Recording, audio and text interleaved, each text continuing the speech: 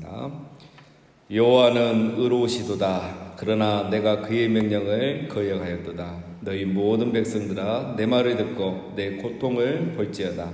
나의 처녀들과 나의 청년들이 사로잡혀 갔도다. 여호와는 의로우시다. 자, 이게 평상시에 하는 말 같으면 당연하고 또 어려운 말이 아닙니다. 우리가 찬양하면서 기도하면서 이런 말은 할 수 있죠. 그러나 지금 예레미야 예가 우리가 그 배경을 어제 살펴봤죠. 지금 남유다가 바벨론의 공격을 받고 이제 언제 망할지 모르는 그런 상황 가운데 있다고 그랬죠. 하나님의 심판을 받고 있는 겁니다. 이런 상황에서 여호와는 의로우시다 이렇게 고백하는 것은 정말 어려운 거죠. 정말 믿음의 시각으로 보지 않으면 이런 말을 할 수가 없습니다. 자, 지금 예레미야가 이렇게 또 고백하는 이유는 그거죠. 남유다가 지금 심판을 받고 있지만 그렇다고 하나님이 불의하신 것은 아니다. 이걸 말하는 겁니다. 하나님은 여전히 의로우신 분이시다. 반대로 말하면 유다가 지금 심판을 받고 있는 것, 이스라엘로 이렇게 그냥 편하게 말하겠습니다. 이야기 이렇게. 이스라엘이 지금 심판받고 있는 것은 이스라엘이 하나님의 명령을 거역하였도다. 하나님께 불순종해서 우리가 심판받고 벌받는 거지 하나님이 불의하신 것은 아니다라는 겁니다. 이 모든 환난의 원인은 이스라엘이 하나님의 명령을 거역했기 때문이다라는 고백을 이렇게 하고 있는 겁니다. 하나님이 불의해서 우리를 이렇게 환난 가운데 두신 것이 아니라는 거죠. 이게 바로 이제 어떤 좀 어려운 말로 하면 신명기적 사관이라고 합니다. 그러니까 역사를 보는 관점이 우리가 있잖아요. 세계관이 있는데 이렇게 보는 거는 이제 신명기적 사관이죠. 하나님의 백성일지라도 그의 언약을 지키면은 복을 주시고 그의 언약을 지키지 않으면 하나님 벌을 주신다는 거죠. 그 관점, 신명기의 말씀으로 보는 이 관점을 신명기적 사관이라고 합니다. 그래서 지금 이제 하는 말은 이거죠. 이스라엘이 지금 이렇게 멸망해 가는 것은 적이 강해서가 아니라 그들의 죄 때문이라는 거죠. 이게 이제 신명기적인 상황입니다. 적들이 아무리 강해도 바벨론이 아무리 강대국이고 제국이어도 하나님이 이스라엘을 지켜주시면 적이 이스라엘을 이길 수 없죠. 왜? 하나님이 적보다 더 강하시기 때문에. 우리에게 여러분 이런 영적인 시각이 필요합니다. 우리는 문제의 원인을 이제 외부로 돌리려고 하죠. 그러나 문제 원인은 사실 우리 안에서 찾아야 하는 겁니다. 가장 쉬운 방법이 문제 원인을 외부로 돌리는 거죠. 우리 정치인들도 그렇잖아요. 문제는 그들 안에 있지만 어떤 이슈를 자꾸 만드는 거죠. 여러분 문제 원인을 밖으로 돌리는 게 가장 쉬워요. 왜? 그렇게 하면 불평불만 원망만 하면 되거든요. 그러나 자기 안에 문제를 찾기 시작하면 회개를 하고 변화를 가져야 되죠. 그래서 쉬운 거는 외부로 돌리는 겁니다. 요즘 우리 교회도 그렇죠. 교회가 이런 문제의 원인을 이제 외부로 돌리려고 하는 거죠. 세상이 너무 타락해서 사회가 세상이 물질주의가 되어서 그렇죠? 정치가 어때서 시대가 어때서 그래서 요즘 교회가 잘 안 된다. 교회가 붕하게 된다. 이런 말들을 하는 거예요. 이거는 이제 문제를 외부로 돌리는 거죠. 정말 문제는 어디에 있겠습니까?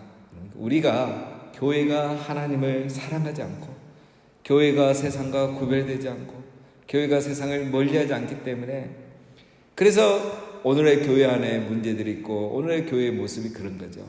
세상이 타락해서 교회가 이렇게 되는 게 결코 아닌 겁니다. 우리는 우리 안에 문제를 찾아야 되죠. 이스라엘이 지금 알아야 될 것이 바로 이거라는 겁니다. 아무리 바벨론이 강하고 그들이 신생 제국이어도 그들이 강해서 우리가 망한 게 아니다. 우리의 죄 때문에 우리가 그의 명령을 거역했기 때문에 오늘 이렇게 환난에 당하는 것이다 라는 고백을 정확하게 하고 있는 겁니다. 마지막 부분에 보면 나의 처녀들과 나의 청년들이 사로잡혀 갔도다. 얼마나 이 환난이 큽니까? 자식들을 빼앗기고 울부짖는 이 어머니의 모습으로 지금 그런 관점에서 묘사를 하고 있는 거죠. 이스라엘이 당하는 환난을. 하나님이 이렇게 심판하시니 우리가 명령을 거역하고 하나님이 심판하시니 이런 일들이 일어나는 거예요. 그래서 여러분 이때 다니엘과 세 친구도 포로로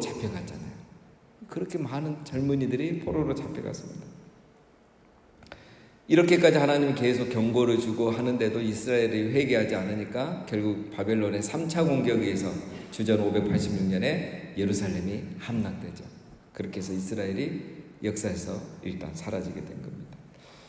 자, 19절. 내가 내 사랑하는 자들을 불렀으나 그들은 나를 속였으며 나의 제사장들과 장로들은 그들의 목숨을 회복시킬 그들의 양식을 구하다가 성 가운데서 기절하였도다.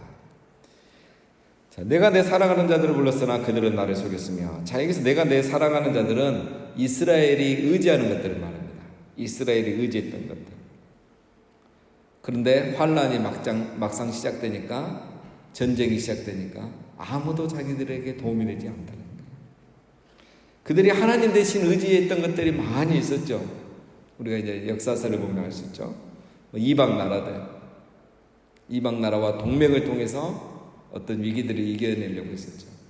수많은 이방 신들, 우상들, 하나님도 섬기고 우상도 섬겼잖아요. 그래서 하나님이 도와주지 않는 일은 이방 신들, 우상들이 도와줄 줄 알았던 거죠. 그러나 아무 도움이 안 됐습니다. 이방 나라들도 도움이 되지 않고 눈치 보고 도와주지 않고, 오히려 형제 나라였던 에돔은 바벨론하고 연합해서 자기들을 공격했습니다. 그래서 환란 때 이런 것들은 그들의 위로자가 되지도 않고 구원자가 되지도 않았다는 거죠. 그러면 이스라엘의 영적인 지도자들, 제사장들과 장로들은 도움이 되었는가? 뭐라고 합니까?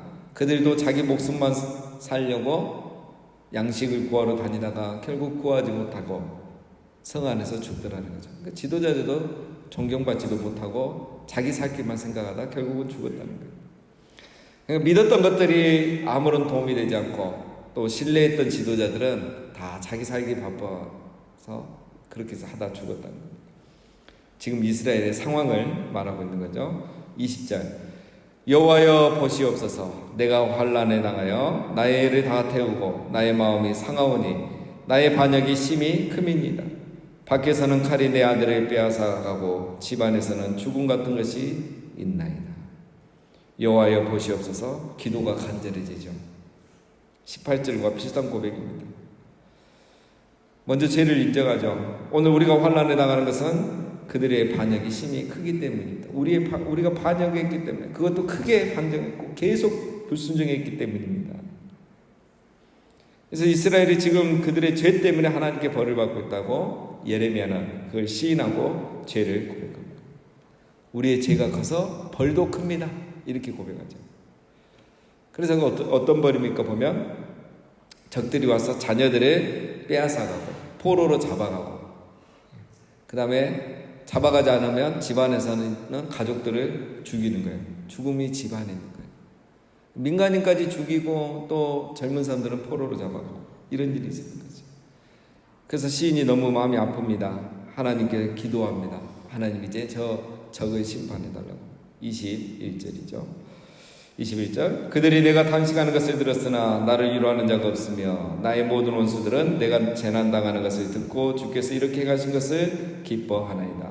그러나 주께서 그 선포하신 날을 이르게 하셔서 그들이 나와 같이 되게 하소서. 시인이 기도합니다. 예레미야가 하나님 이제 저 바벨론 적들을 심판해 주소서라고 기도하죠. 왜 저들을 심판해 달라고 기도합니까? 첫 번째로 보면 그들이 내가 탄식하는 것을 들었으나 나를 위로하는 자가 없도다. 물론 지금은 이제 적이죠. 관계가 적이지고 이스라엘은 하나님 앞에 죄를 지어서 벌을 받고 있는 상황이죠. 그래서 하나님은 이 바벨론이란 나라를 몽둥이로 채찍으로 사용해서 이스라엘에게 벌을 주고 있는 거죠. 자, 그런데 이 바벨론이 이스라엘을 공격하고 막 사람을 죽이면서 위로하는 자가 없도다. 이건 뭐 너무 잔인하다는 거예요. 그냥 이렇게 그러니까 나라를 정복했고 주권을 빼앗았으면 그냥 국민들까지 이렇게 괴롭히고 잔인하게 할 필요는 없잖아요. 그냥 조공받고 예물 받고 부역을 시키고 뭐 이렇게 하면 되는 건데, 이 사람들 잔인하게 막 학살도 하고 포로로 잡아가고 이렇게 너무 나쁜 짓이 너무 많은 거예요. 하나님 이런 악한 자들을 심판해 주시옵소서. 두 번째는 내가 재난당하는 것을 듣고 주께서 이렇게 행하신 것을 기뻐하나이다. 이스라엘이 벌받는 거에 그 사람들이 너무 기뻐하는 거예요. 막 기뻐하면서 너무 잔인하게 이렇게 하는 거예요. 그러니 하나님 어떻게 하라고요? 주께서 그 선포하신 날을 이르게 하셔서 그들이 나와 같이 되게 하소서. 이 선포하신 날은 이스라엘의 심판을 선포한 날이 아니고 이제 이방 나라 바벨론을 심판하겠다는 그 말씀 하나님 이제 이루어지게 해주시옵소서. 그날이 오게 해주시옵소서. 그런 뜻입니다. 지금은 이스라엘이 심판받고 있지만 이제는 하나님 저 잔인하고 정말 조금도 이렇게 인간미가 없는 이런 민족 저들을 심판하셔서 우리가 심판받는 것처럼 저들도 심판받게 해주십시오. 이렇게 기도를 하는 겁니다. 22절 그들의 모든 악을 주 앞에 가지고 오게 하시며 나의 모든 죄악들을 말미암아 내게 행하신 것 같이 그들에게 행하옵소서. 나의 탄식이 많고 나의 마음이 병들었나이다. 바벨론은 어떻게 심판하라고 합니까? 그들의 모든 악을 주 앞에 가지고 오게 하시고 하나님 이 죄들을 다 기억하라는 거죠. 저들의 이 잔인한 그 큰 죄들을 다 기억하셔서 우리가 죄 때문에 벌받는 것처럼 저들도 이 죄 때문에 벌받게 해주세요 라고 그렇게 기도를 하는 겁니다. 이게 이제 우리에게는 뭐 당연한 거지만 이제 유대인의 입장에서 보면 이거 굉장히 의미 있는 말들입니다. 이스라엘 사람들은 이제 구약 성경에 보면 심판이라는 단어들이 많이 나오잖아요. 하나님이 심판하시고 진노하시고 진노의 날이 이르고 심판의 날이 이르고 그러면 이제 유대인들은 다 무슨 생각이냐면 하나님이 이방인들을 심판한다고만 생각했어요. 그러니까 자기들은 선민이기 때문에 심판받지 않고 구원받고 용서받고 이방 나라들이 다 벌받는 일이 생겼어요. 그렇게 생각하니까 이 이스라엘이 그동안 아니란 거예요. 그래서 말씀을 순종하지 않고 거역하다가 오늘 이 벌을 이제 받는 거죠. 그런데 실제 현상은 어떻게 됐습니까? 순종하지 않던 이스라엘이 먼저 심판을 받은 거예요. 그리고 이제 앞으로 이방 나라가 심판받을 날만 남게 된 거죠. 자, 오늘 이런 내용은 이제 이겁니다. 이스라엘이 불순종해서 벌을 받게 되었지만 그렇다고 채찍으로 몽둥으로 쓰임받은 이 원수들, 적들이 선한 것은 아니라는 거죠. 그들이 선해서 이스라엘이 벌받는 건 아니라는 겁니다. 그들도 악하지만 하나님이 자기 자녀를 벌주기 위해서 그들을 사용했을 뿐이죠. 이거에 대해서 정말 처음에 이해할 수 없던 사람이 이제 하박국이죠. 하박국 이걸 가지고 이제 하나님과 막 호소를 하면서 대화를 하다가 나중에 깨달음을 얻게 되죠. 지금은 내가 이들을 통해서 너를 벌을 주지만 나중에는 이들도 너무 악하기 때문에 내가 또 이들을 심판할 거다. 오늘 그 역사적인 관점을 가지고 이제 예레미야가 이렇게 기도를 한 겁니다. 자, 우리도 이런 이제 관점이 필요하죠. 그러면 너무 우리가 원망하거나 뭐 세상에 대해서 이렇게 또 불평하지 않을 수 있습니다. 자, 오늘 말씀을 가지고 우리가 이제 세 가지만 정리해 보면, 여러분, 우리 하나님은 사랑의 하나님이면서 동시에 공의의 하나님, 의로우신 하나님이라는 거예요. 여호와는 의로우시도다.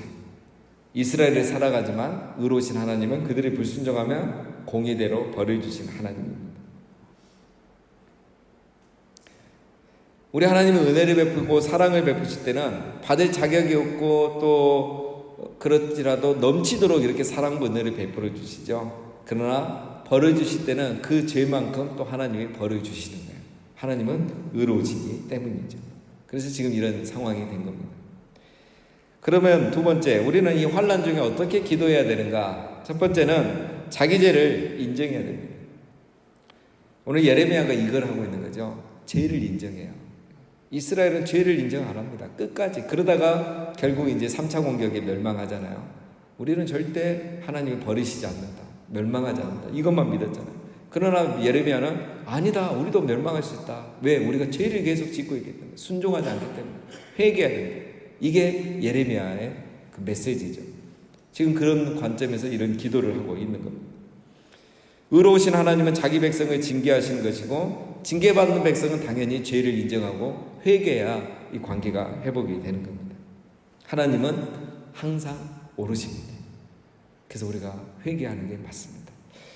그리고 기도할 때는 자기가 받는 벌에 대해서 복수하지 않고 공의로우신 하나님께 이렇게 맡겨야 하는 거죠. 오늘 예레미야를 보십시오. 자기의 고통을, 이 예루살렘의 고통을 토로하고 회개하면서 하나님께서 이 악한 자들을 심판해달라고 하나님께 막 의탁하는 거죠. 죄를 지은 자기 자녀를 징계하시는 하나님은 더 큰 악을 행하는 자들을 또한 심판하시는 하나님이십니다. 그래서 우리가 이런 역사적인 사관을 가지고, 관점을 가지고 이렇게 대하면 원수 갖고 복수하는 것을 내가 하려고 하지 않죠. 하나님께 맡기게 되는 겁니다. 그리고 마지막 세 번째는 이런 고난과 환난을 우리는 성숙의 기회로 삼아야 하는 겁니다.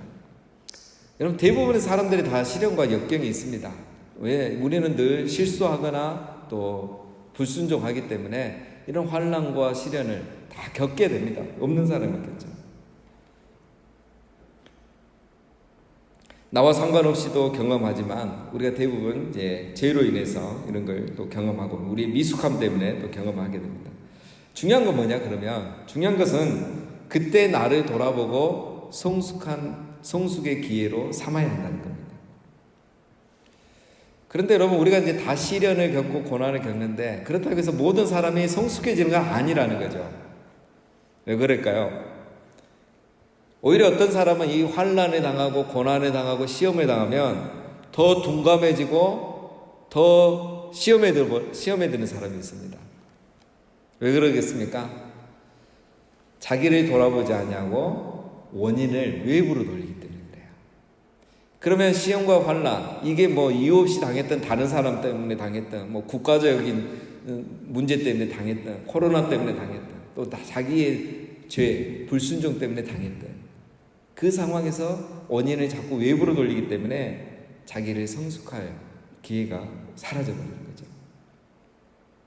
바벨론이 강해서 이스라엘이 망했다. 에돔이 배신해서 오늘 우리가 이렇게 약해졌다. 그래서 우리나라가 위기를 당한다. 이렇게 말하면 해결책이 안 나오는 겁니다. 변화가 안 되는 거죠. 제발 거기서 그런 생각하지 말라고 하는 게 이제 예레미야의 메시지입니다. 여러분, 환난에 당할 때 주변 사람과 또 상황을 원망하는 것은 도움이 되지 않습니다. 고난의 원인을 자기가 아닌 외부로 돌린 것이 가장 쉬운 거라고 했죠. 그래서 회개하지 않고 불평 원망만 하게 되기 때문에 그렇습니다. 그렇게 했을 때 책임도 없고 스트레스만 풀리는 거죠. 그렇게 해결해서는 안 되는 거죠. 자기 발전이 없는 겁니다. 하나님은 고난을 통해서, 환난을 통해서, 시련을 통해서 우리의 부족을 깨닫게 하시고 또 우리의 죄를 깨닫게 하시고 그걸 통해서 우리를 회복하시는 게 하나님의 뜻입니다. 그래서 우리는 항상 내 자신을 돌아보고 또 돌이켜야 될 죄는 없는지 살펴야 하는 거죠. 그렇게 할 때에 고난 당하는 것이 내게 유익이라 라는 고백이 나올 수 있는 것입니다. 하나님은 우리에게 벌을 주시는 게 목적이 아닙니다. 이 회개의 과정, 고난의 과정을 통해서 거룩함과 성결함으로 나아가고 그래서 우리가 더 신앙이 성숙해진 사람으로 빚어지는 것이 우리를 향한 하나님의 뜻이고 또 목적인 겁니다.